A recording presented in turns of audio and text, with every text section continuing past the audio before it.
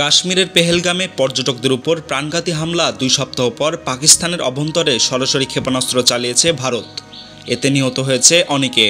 পাকিস্তানের আন্তঃবাহিনী জনসংযোগ পরিদপ্তর আইএসপিআর এবং ভারতের প্রতিরক্ষা মন্ত্রণালয় দুদেশ থেকেই হামলার সত্যতা নিশ্চিত করেছে। বুধবার প্রথম প্রহরে পাকিস্তানের কোটলি, ভাওয়ালপুর এবং মুজফ্ফরবাদে এই হামলা চালানো হয়।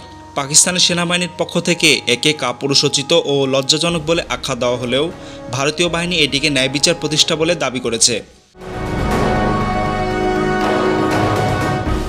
ভারত সরকার এক বিবৃতিতে জানায়, পাকিস্তান অধিকৃত জম্মু ও কাশ্মীরের সন্ত্রাসী অবকাঠামো গুঁড়িয়ে দিতে শুরু হয়েছে। অভিযান ৯টি সুনির্দিষ্ট লক্ষ্যবস্তুতে আঘাত হানা হয়েছে, যা থেকে ভারতের বিরুদ্ধে সন্ত্রাসী হামলার পরিকল্পনা করা হচ্ছিল। আইএসপিআরের মহাপরিচালক লেফটেন্যান্ট জেনারেল আহমেদ শরীফ চৌধুরী এক বিবৃতিতে বলেন, এই হামলাগুলো পাকিস্তানের আকাশসীমার বাইরে থেকে চালানো হয়েছে। আমাদের আকাশে অনুপ্রবেশের সাহস পায়নি তারা। এছাড়াও তিনি জানান, বাহওয়ালপুরের আহমেদ পূর্ব এলাকার সুবহানাল্লাহ মসজিদ, কোটলি ও মুজফ্ফরবাদে বিমান হামলা হয়েছে। হামলা নিহতদের মধ্যে রয়েছে একটি শিশু।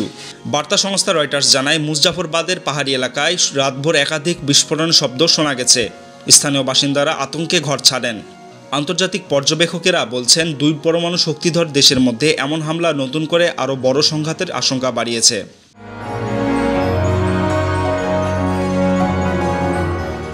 গত ২২ এপ্রিল কাশ্মীরের পেহেলগামে বন্দুকধারীদের হামলায় নিহত হয় ২৬ ভারতীয় পর্যটক। ওই হামলার জন্য ভারত সরাসরি পাকিস্তান সমর্থিত সন্ত্রাসী গোষ্ঠীগুলোকেও দায়ী করে আসছিল। এরপর থেকেই দুই দেশের মধ্যে সম্পর্ক দ্রুত অবনতি হতে থাকে। বাতিল হয় একাধিক কূটনৈতিক ও বাণিজ্যিক চুক্তি। শেষ পর্যন্ত সীমান্ত ছাড়িয়ে ভারতের পাল্টা সামরিক অভিযান ঘটল সরাসরি পাকিস্তানের অভ্যন্তরে। এ হামলার পর দক্ষিণ এশিয়ায় যুদ্ধাবস্থার সংখ্যা বাড়ছে বলে মনে করছেন বিশ্লেষকরা। Desk report, tweet news.